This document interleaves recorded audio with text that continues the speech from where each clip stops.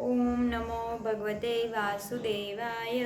स्वस्ति श्री गणेशाय नमः। श्री सरस्वत्यै नमः। श्री गुरुभ्यो नमः। वंशी विभूषितकरान् नवनीरदाभात् पीताम्बरादरुणबिम्बफलाधरोष्ठात् पूर्णेन्दुसुन्दरमुखात् अरविन्दनेत्रात् कृष्णात् परं किमपि तत्त्वमहं न जाने। कृष्णत्वदीयपदपङ्कजपञ्जरात्ने अधैव मे विसतु मानसराजहंस। प्राणप्रयाणसमये कफवातपित्ते कण्ठावरोधनविधौ स्मरणं कुतस्ते। सच्चिदानन्दरूपाय विश्वोत्पत्त्यादिहेतवे तापत्रयविनाशाय श्रीकृष्णाय वयं नुमः। कृष्णाय वासुदेवाय हरये परमात्मने प्रणतक्लेशनाशाय गोविन्दाय नमो नमः। श्रीकृष्णाय वासुदेवाय देवकीनन्दनाय च नन्दगोपकुमाराय श्रीगोविन्दाय नमो नमः। वासनाद् वासुदेवस्य वासितं भुवनत्रयं सर्वभूतनिवासोऽसि वासुदेव नमोऽस्तुते। भक्त भक्ति भगवंत गुरु चतुरनाम बपुए इनके पद वंदन किए नासे विघ्न अनेक। हे कृष्ण करुणा सिंधो दीनबंधो जगतपते गोपेश गोपिका कांत राधा कांत नमोस्तुते। व्यासाय विष्णुरूपाय व्यासरूपाय विष्णवे नमो वै ब्रह्मनिधये वासिष्ठाय नमो नमः। सीतानाथ समारम्भ्यां श्रीरामानन्दाय मध्यमाम् अस्मदाचार्यपर्यन्ता वन्दे गुरुपरम्पराम्। श्री कृष्ण गोविंद हरे मुरारी हे नाथ नारायण वासुदेवा। करारविन्देन पदारविन्दं मुखारविन्दे विनिवेशयन्तं वटस्य पत्रस्य मुटे शयानं बालं मुकुन्दं मनसा स्मरामि। श्रीकृष्ण गोविंद हरे मुरारी हे नाथ नारायण वासुदेवा। हे नाथ नारायण वासुदेवा। जिह्वे पिबस्वामृतमेतदेव गोविन्द दामोदर माधवेति विक्रेतुकामाखिल गोपकन्या मुरारिपादार्पितचित्तवृत्ति दद्यादिकं मोहवसादवोचत् गोविन्द दामोदर माधवेति सुखं शयानानिलये निजेऽपि नामानि विष्णो प्रवदन्ति मत्या ते निश्चितं तन्मयतां व्रजन्ति। गोविन्द दामोदर माधवेति जिह्वे सदैव भज सुन्दराणि नामानि कृष्णस्य मनोहराणि समस्तभक्तार्तिविनाशनानि। गोविन्द दामोदर माधवेति श्रीकृष्ण राधा वरगोकुलेश गोपाल गोवर्धननाथ विष्णु जिह्वे पिबस्वामृतमेतदेव गोविन्द दामोदर माधवेति गोविन्द माधव स्तोत्र। હેમથી પાઠ જે કરે, દામોદર દયા દાને, સહેજે ગોલોક સંચરે. એકમ શાસ્ત્રમ દેવકી પુત્ર ગીતમ, एको देवो देवकी पुत्रमेव, एको मंत्र तस्य नामानि यानि, कर्माप्येकं तस्य देवस्य सेवा, कर्माप्येकं तस्य देवस्य सेवा. बोलिए श्री गजानन गणपति महाराज की जय, श्री सरस्वती मात की जय हो, अपने अपने गुरुदेव की जय हो, वृंदावन धाम की जय हो, बाके बिहारी लाल की जय हो, श्री राधा वल्लभ लाल की जय हो, श्री राधा रमण लाल की जय हो, श्री श्याम सुंदर यमुना महारानी की जय हो, गिरिराज धरण की जय हो, पूछरी के लौठा की जय हो, 84 कोस ब्रज मंडल धाम की जय हो, वृंदावन रजरानी की जय हो. સ્કંદ ત્રીજો, અધ્યાય 33મો, જેમાં મૈત્રેયજી અને વિદુરજી એમનો સંવાદ આવે છે. મૈત્રેયજી વિદુરજીને કહે છે, શ્રી કપિલ ભગવાનના આ વચનો સાંભળીને કરદમજીના પ્રિય પત્ની જે માતા દેવહૂતિ છે એમનો મોહનો પડદો ચીરાઈ ગયો અને તેઓ તત્વ પ્રતિપાદક સાંખ્યશાસ્ત્રના જ્ઞાનની આધારભૂમિ એવા ભગવાન શ્રી કપિલને પ્રણામ કરીને તેમની સ્તુતિ કરવા લાગ્યા. દેવહૂતિ માતા કહે છે કે કપિલજી, બ્રહ્માજી તમારા જ નાભિકમળમાંથી પ્રગટ થયા હતા. તેમણે પ્રલય વેળાના જળમાં શયન કરનારા તમારા પંચભૂતો, ઇન્દ્રિયો, શબ્દ વગેરે વિષયો અને મનોમય વિગ્રહનું કે જે સત્વ વગેરે ગુણોનું પ્રવાહથી યુક્ત છે, સત સ્વરૂપ અને સર્વનું કારણ છે, તેનું જ ધ્યાન ધર્યું હતું. એટલે બ્રહ્માજીએ તમારા એ સ્વરૂપનું ધ્યાન ધર્યું હતું. તમે નિષ્ક્રિય, સત્ય સંકલ્પ, સમસ્ત જીવોના પ્રભુ છો તથા હજારો અચિંત્ય શક્તિઓથી સંપન્ન છો. પોતાની શક્તિને ગુણ પ્રવાહ રૂપે બ્રહ્મા વગેરે અનંત મૂર્તિઓમાં વિભાજિત કરીને તેમના વડે તમે પોતે જ વિશ્વની રચના કરો છો. હે નાથ, આ કેવી રીતે વિલક્ષણ વાત છે કે જેમના ઉદરમાં સઘળો પ્રપંચ પ્રલયકાળ આવતા લીન થઈ જાય છે અને જેઓ કલ્પના અંતે માયામય બાળકનું રૂપ ધારણ કરીને પોતાના પગનો અંગૂઠો ચૂસતા ચૂસતા એકલા જ વડના વૃક્ષના પાંદડા પર શયન કરે છે, તેવા તમને મેં ગર્ભમાં ધારણ કર્યા. એ કેવી અનોખી વાત છે એવું માતા દેવહૂતિ કહે છે. અહીંયા પેલું करारविन्देन पदारविन्दं वटस्य पत्रस्य पुटे शयानं बालं मुकुन्दं मनसा स्मरामि.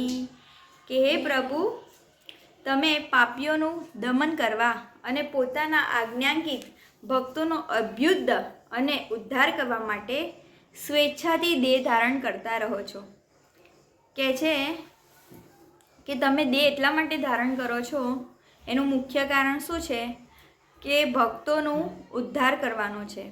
તેથી જેમ તમારા વરા વગેરે અવતાર થયા છે તે જ રીતે આ કપિલ અવતાર પણ મુમુક્ષો, મુક્તિ ઈચ્છનારો ને જ્ઞાન માર્ગ બતાવવા માટે થયો છે. હે ભગવાન, તમારા નામોનું શ્રવણ કે કીર્તન કરવાથી તથા ભૂલે ચૂકે ક્યારેક ક્યારેક તમારું વંદન કે સ્મરણ કરવાથી જ કૂતરાનું માંસ ખાનારો ચાંડાલ પણ સોમયજ્ઞ કરનાર બ્રાહ્મણ જેવો પૂજનીય થઈ શકે છે. પછી તમારું દર્શન કરવાથી મનુષ્ય કૃતકૃત્ય થઈ જાય એમાં તો કહેવાનું શું હોય.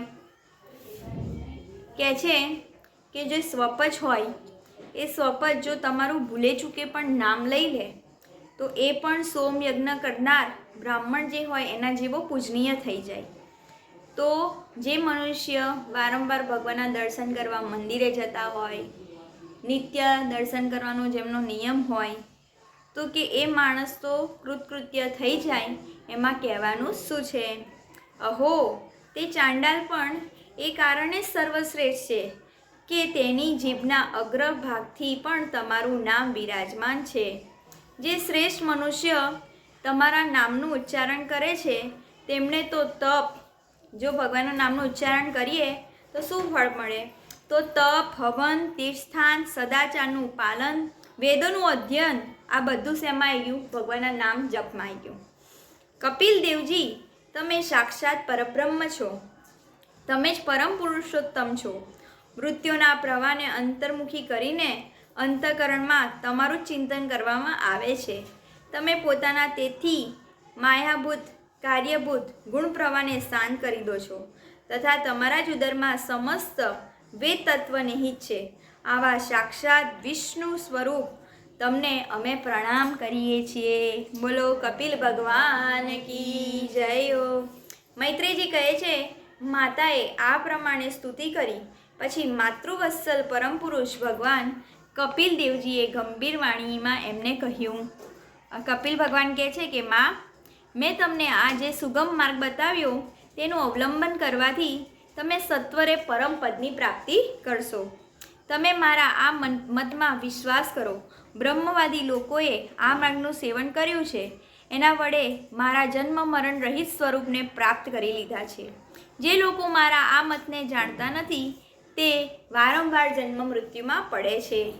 મૈત્રેયજી કહે છે, આ પ્રમાણે પોતાના આત્મજ્ઞાનનો શ્રેષ્ઠ ઉપદેશ કરીને પોતાની બ્રહ્મવાદી માતાની અનુમતિ લઈને કપિલ ભગવાન ત્યાંથી સીધાવી ગયા.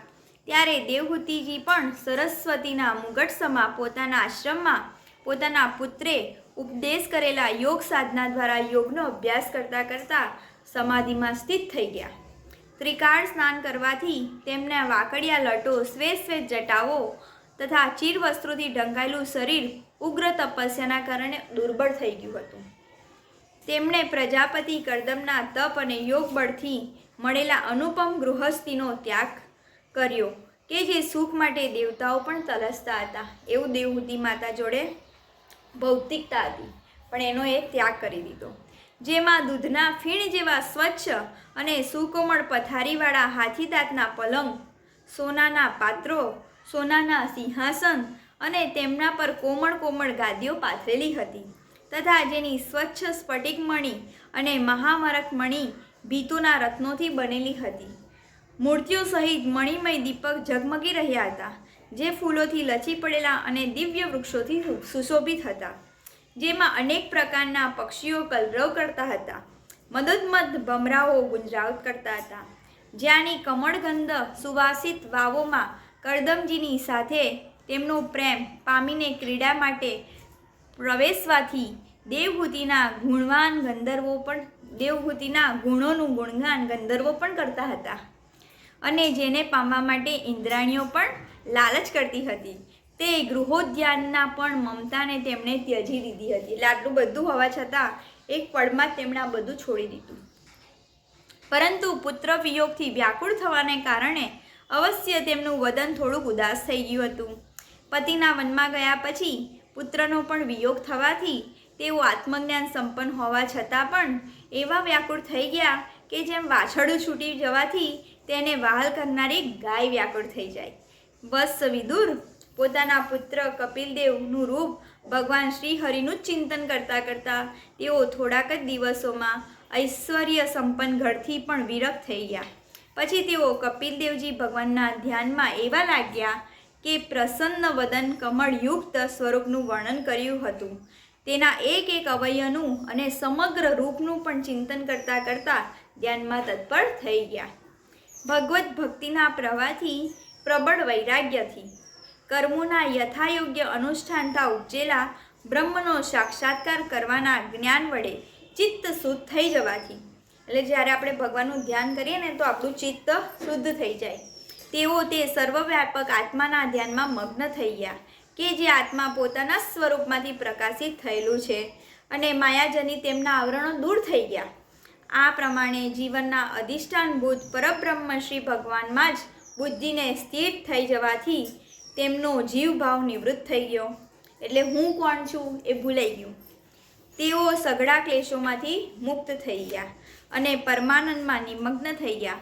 હવે નિરંતર સ્થિત રહેવાના કારણે વિષયોના સતપણાની તેમની ભ્રાંતિ દૂર થઈ ગઈ અને પોતાના શરીરનું પણ શાન ભાન રહ્યું નહીં. જેમ જાગી ગયેલા મનુષ્યને સ્વપ્નમાં જોયેલો પોતાના શરીરની સ્મૃતિ રહેતી નથી, તેવી જ રીતે તેમની સાથે પણ થયું.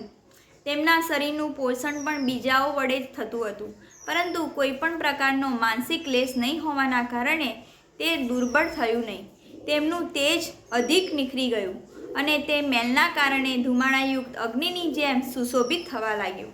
તેમના વાળ વિખરાઈ ગયા, માથા પરથી વસ્ત્ર સરકી ગયું, તો પણ નિરંતર ભગવાનમાં ચિત્ત પરોવાયેલું રહેવાના કારણે તેમને પોતાના તપોયોગમય શરીરનું કશું જ ભાન રહ્યું નહીં.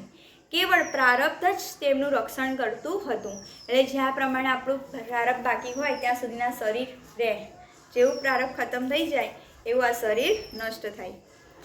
વિદુરજી આ પ્રમાણે કપિલદેવજીએ બતાવેલા માર્ગ વડે દેવહૂતિજીએ થોડાક જ સમયમાં નિત્ય મુક્ત પરમાત્મા સ્વરૂપ શ્રી ભગવાનને પ્રાપ્ત કરી લીધા.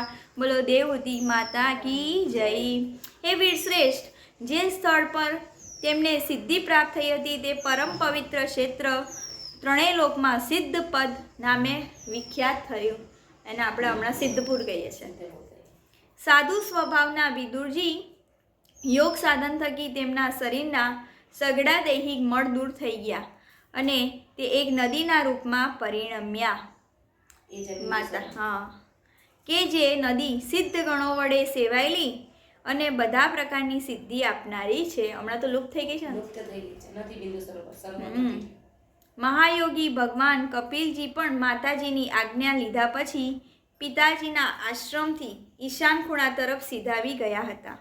ત્યાં સ્વયં સમુદ્રે તેમનું પૂજન કરીને તેમને સ્થાન આપ્યું અને તેઓ ત્રણેય લોકોને શાંતિ પ્રદાન કરવા માટે યોગમાર્ગનું અવલંબન કરીને સમાધિસ્થ થઈ ગયા. સિદ્ધો, ચારણો, ગંધર્વો, મુનિઓ અને અપ્સરાઓ તેમની સ્તુતિ કરવા લાગ્યા. સાંખ્ય આચાર્ય પણ તેમનું સર્વ પ્રકારે સ્તવન કરી રહ્યા. હે નિષ્પાપ વિદુરજી, તમારા પૂછવાથી મેં તમને ભગવાન કપિલ અને દેવહૂતિજીનો આ પરમ પવિત્ર સંવાદ સંભળાવ્યો. આ કપિલજીનો મત સાંખ્ય મત અધ્યાત્મ યોગનું ગૂઢ રહસ્ય છે. જે મનુષ્ય તેનું શ્રવણ અથવા વર્ણન કરે છે તે ભગવાન ગરુડધ્વજની ભક્તિથી યુક્ત થઈને સત્વરે શ્રી હરિના ચરણારવિંદને પ્રાપ્ત કરે છે. ત્રીજો સ્કંદ અહીંયા આપણે શ્યામા શ્યામને અર્પણ કરીશું. શ્રી શ્યામા શ્યામ અર્પણમસ્તુ. શ્રી શ્યામા શ્યામ અર્પણમસ્તુ. શ્રી શ્યામા શ્યામ અર્પણમસ્તુ. હરિ ઓમ તત્સત. હરિ ઓમ તત્સત. હરિ ઓમ તત્સત. હરિશરણમ. હરિશરણમ. હવે અહીંયા આપણે ચોથો સ્કંદ ચાલુ થાય છે. અધ્રુવાય કૃતો યત્નો ધ્રુવાય પરિકલ્પિત ધ્રુવસ્ય યત પ્રસાદેન વાસુદેવમ નતોસ્મિતમ.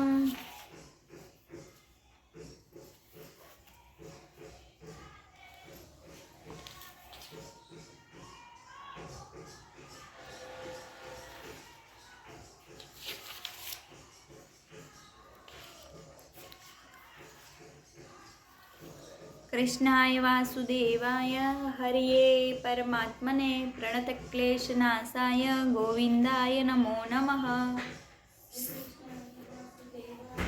ચોથો સ્કંદ. હવે ચોથો સ્કંદ અધ્યાય પહેલો. અહીંયા મનુની પુત્રીનું વર્ણન આવે છે. શ્રી મૈત્રેયજી કહે છે કે હે વિદુરજી, સ્વયંભૂ મનુના મહારાણી કોણ હતા? શત્રુપા. એમના કુખે હવે અહીંથી આપણે કેવી રીતે મનુષ્યનો અવતાર થયો એનું વર્ણન આવશે. મનુજીના મહારાણી શત્રુપા, એમની કુખે 2 પુત્ર જન્મ્યા જેમનું નામ પ્રિયવ્રત અને ઉત્તાનપાદ છે.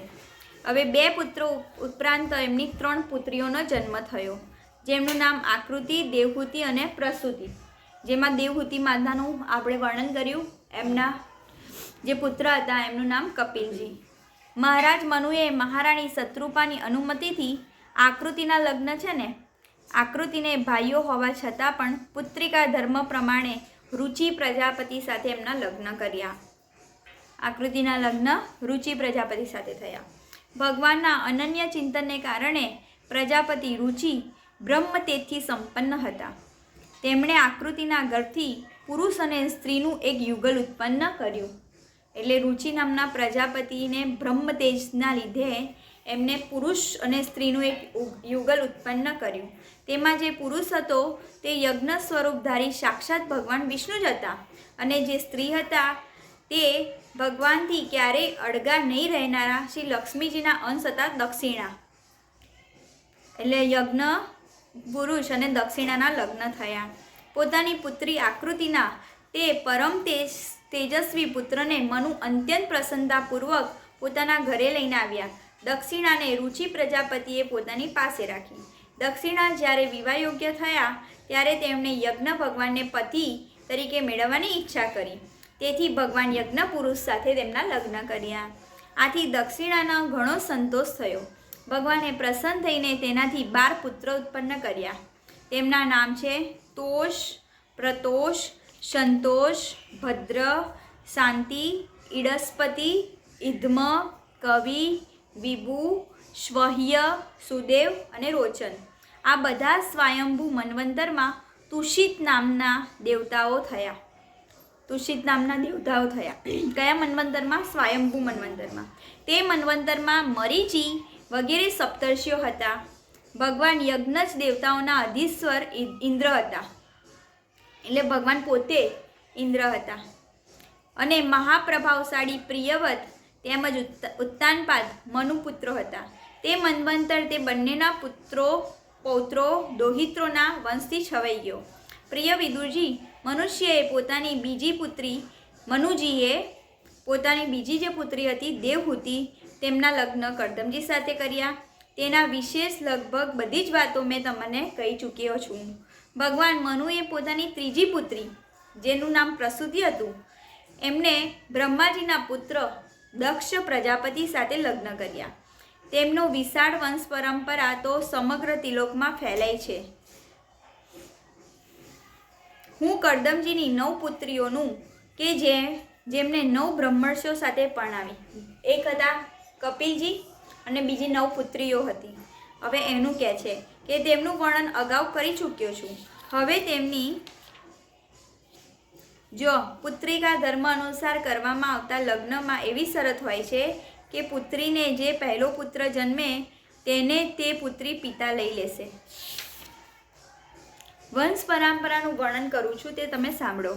મરીચી ઋષિની પત્ની જે હતી કરદમજીની પુત્રી કલાથી કશ્યપ, શું કહે છે, મરીચી ઋષિ હતા ને એમની પત્ની કરદમજીની પુત્રી કલા, બરાબર. એ કલાથી કશ્યપ અને પૂર્ણિમા નામના 2 પુત્ર થયા, જેમના વંશનું આ સગળું જગત ભરેલું છે. એટલે કે કશ્યપ પુત્ર, જેને ના ખબર હોય કશ્યપ પુત્ર બોલી જવાનું. અને પૂર્ણિમા. હે પરંપરા પર શત્રુતાપન વિદુરજી, પૂર્ણિમાને વીરજ અને વિશ્વગ નામના 2 પુત્રો તથા દેવકુલ્યા નામે 1 પુત્રી થયા. એ જ પુત્રી બીજા જન્મમાં શ્રીહરિના ચરણોના પ્રક્ષાલનથી દેવનંદી ગંગા રૂપે પ્રગટ થઈ. બોલો ગંગા માતા કી જય. અત્રિની પત્ની અનસુયા, દત્તાત્રેય, દુર્વાસા અને ચંદ્રમા નામના 3 પરમ તેજસ્વી પુત્રો થયા. એટલે અનસુયા માતાને અત્રિ ઋષિથી દત્તાત્રેય ભગવાન, દુર્વાસાજી અને ચંદ્રમા ઉત્પન્ન થયા. તેઓ ક્રમશઃ ભગવાનના વિષ્ણુ, શંકર અને બ્રહ્માના અંશ છે. દત્તાત્રેય ભગવાન વિષ્ણુનો અંશ, પછી દુર્વાસાજી એ શંકર ભગવાનનો અંશ અને ચંદ્રમા એ બ્રહ્માનો અંશ છે. વિદુરજીએ પૂછ્યું, ગુરુજી કૃપા કરીને એ બતાવો કે જગતની ઉત્પત્તિ સ્થિતિ લય કરનારા આ સર્વશ્રેષ્ઠ દેવોએ અત્રિ મુનિને ત્યાં કયું કાર્ય કરવાની ઈચ્છાથી અવતાર લીધો? એમને શું કાર્ય કરવું હતું? તો આ 3 દેવો અંશ રૂપે ઉત્પન્ન થયા. મૈત્રેયજી કહે છે કે જ્યારે બ્રહ્માજીએ બ્રહ્મજ્ઞાનીઓમાં શ્રેષ્ઠ એવા મહર્ષિ અત્રિને સૃષ્ટિ રચવા માટે આજ્ઞા આપી. કોણે આજ્ઞા આપી? અત્રિ ઋષિને. ત્યારે તેઓ પોતાના સહધર્મિણી સહિત તપ કરવા માટે વૃક્ષ નામના કુળ પર્વત પર ગયા. ત્યાં પલાસ અને અશોક વૃક્ષનું એક વિશાળ વન હતું. તેના બધા વૃક્ષો પુષ્પગુચ્છોથી લદાયેલા તથા તેમાં ચારેકોર નિર્વિદ્યા નદીના જળનો કલરવ હતો. તે વનમાં તે મુનિશ્રેષ્ઠ પ્રાણાયામ વડે ચિત્તને વશ કરીને 100 વર્ષ સુધીને કેવળ વાયુનું પાન કરીને ઠંડી ગરમી દ્રંદોથી પરવા કર્યા વગર એક જ પગે ઊભા રહીને તપ કર્યું. અત્રિ ઋષિએ તે સમયે તેઓ મનોમન એ પ્રાર્થના કરવા લાગ્યા કે જો કોઈ સમસ્ત વિશ્વના ઈશ્વર છે, એવું કીધું કે આ અખંડ બ્રહ્માંડના જે ઈશ્વર છે તેમના શરણમાં હું છું. ખાલી શરણાગતિનું જ કીધું છે કે જે આખા જગતના ઈશ્વર છે તેમની હું શરણ લઉં છું. તેઓ મને પોતાના જેવી સંતતિ પ્રદાન કરે. એટલે જાતે શું કર્યું? ભગવાનને જ માંગી લીધા શરણાગતિથી.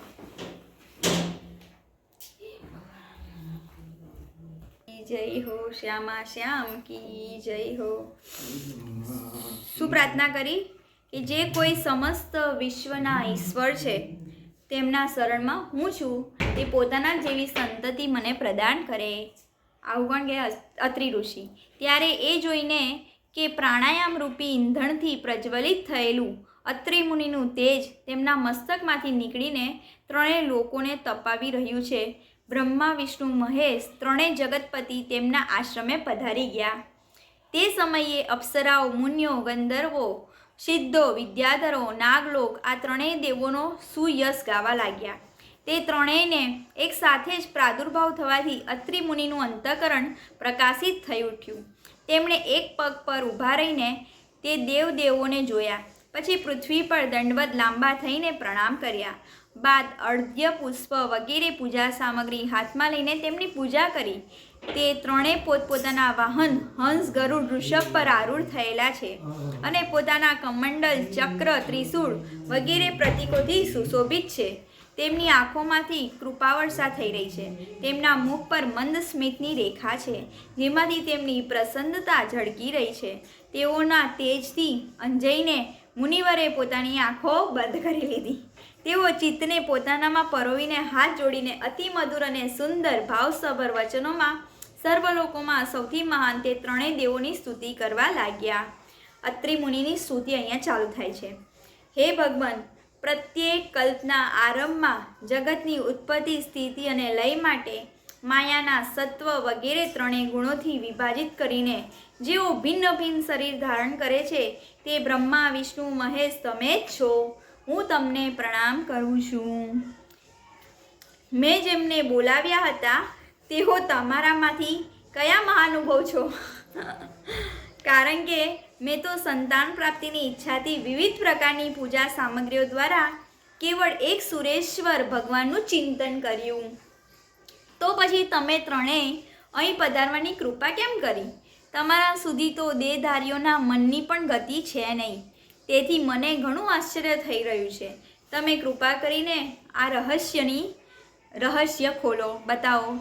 મૈત્રેયજી કહે છે, સમર્થ વિદુરજી અત્રિ મુનિના આવા વચનો સાંભળીને ત્રણેય દેવો હસ્યા. તેમને સુમધુર વાણીમાં બોલ્યા. દેવતા કહે છે કે હે બ્રહ્મન, તમે સત્ય સંકલ્પ છો.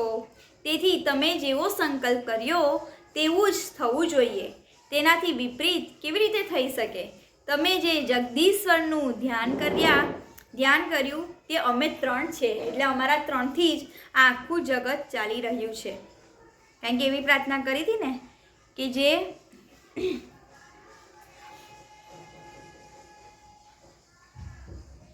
જે કોઈ સમસ્ત વિશ્વના ઈશ્વર છે તેમના શરણમાં હું છું. એટલે આ ત્રણ જ જગતની રચના કરે છે.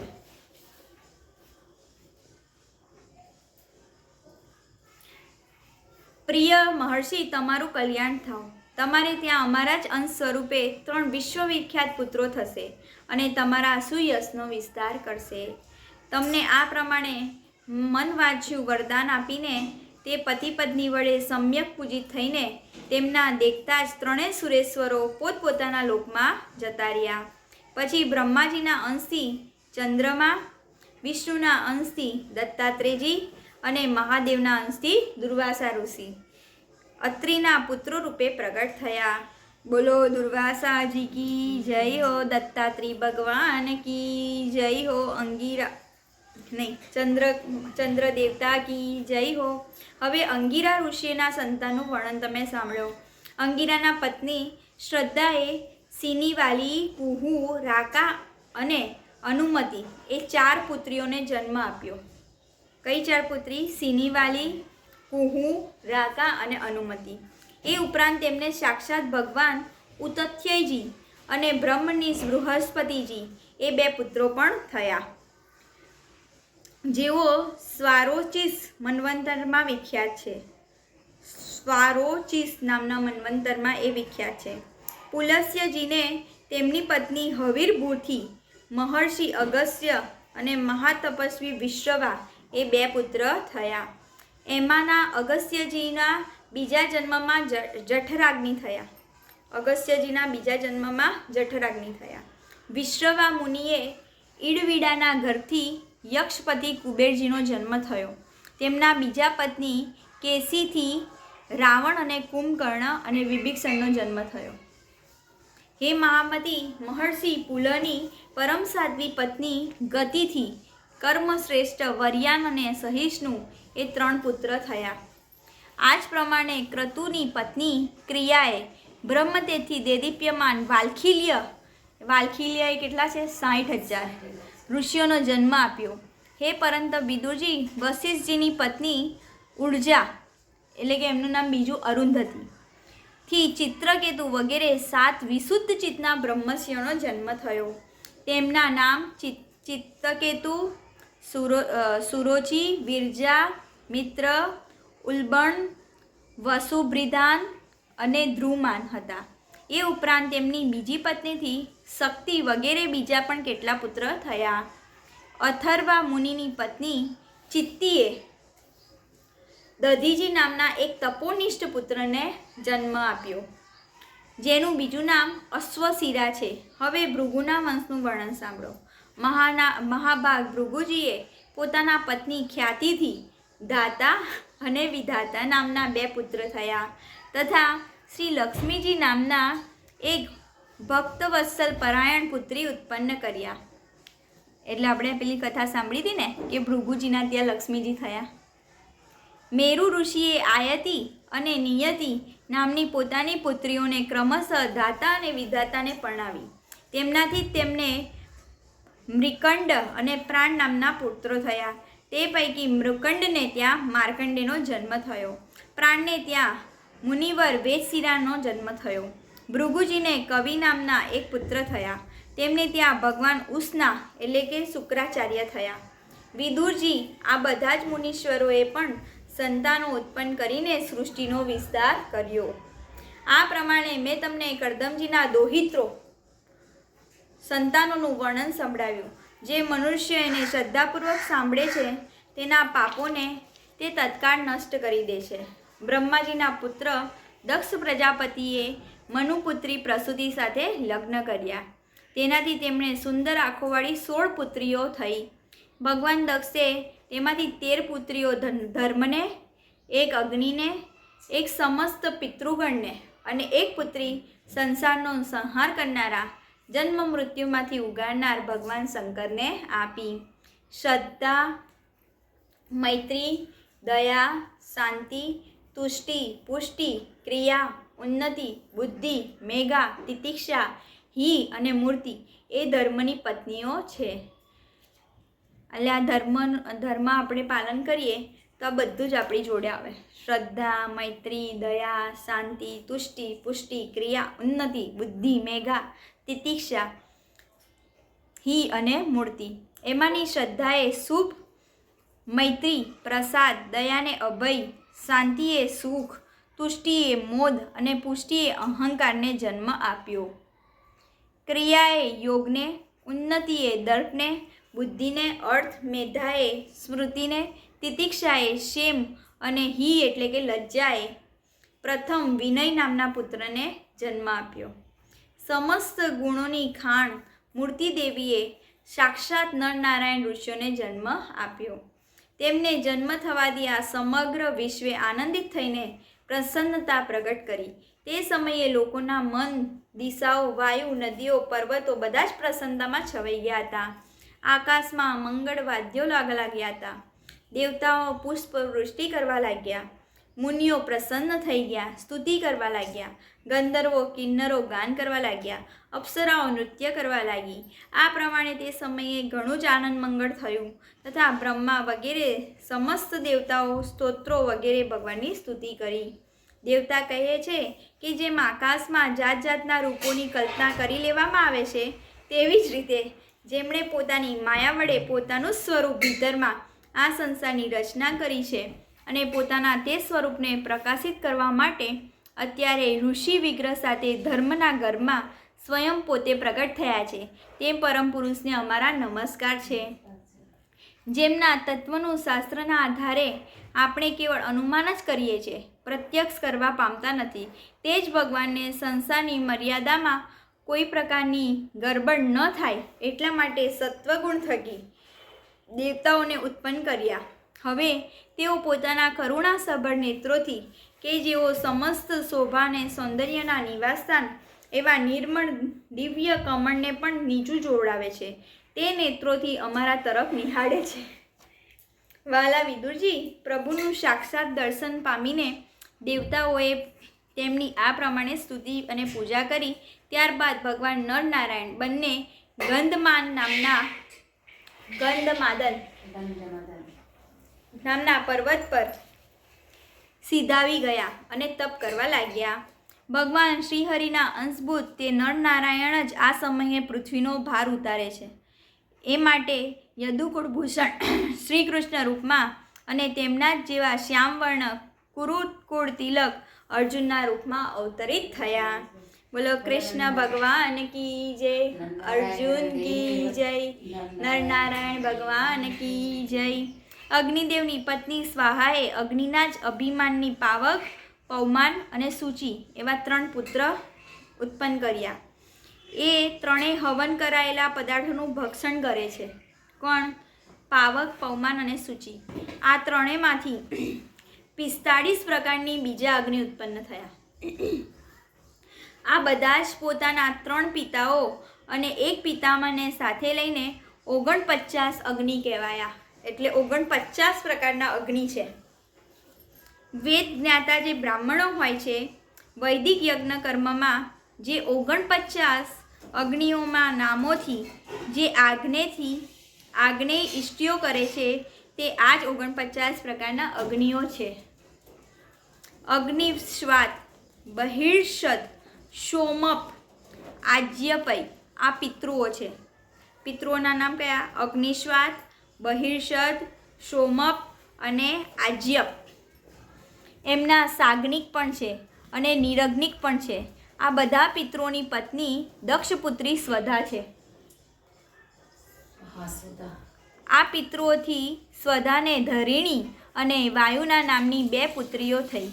તે બંને જ્ઞાન વિજ્ઞાનમાં પારંગત અને બ્રહ્મજ્ઞાનની ઉપદેશક થઈ. મહાદેવજીની પત્ની સતી હતા.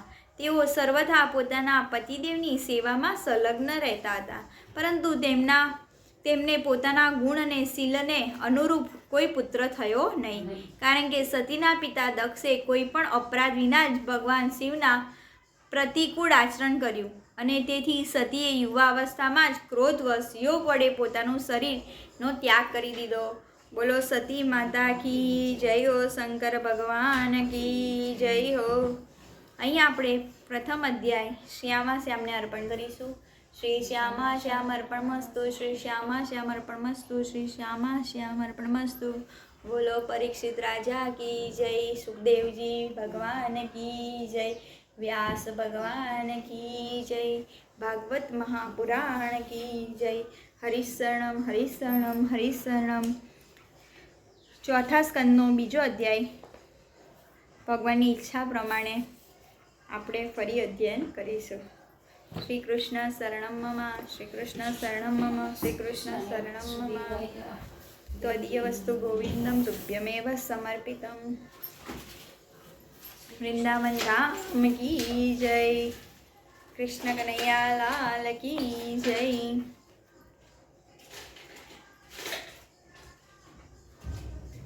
રાધે રાધે રાધે રાધે રાધે રાધે. હરિયે નમઃ હરિયે નમઃ હરિયે નમઃ. રાધે રાધે શ્રી રાધે.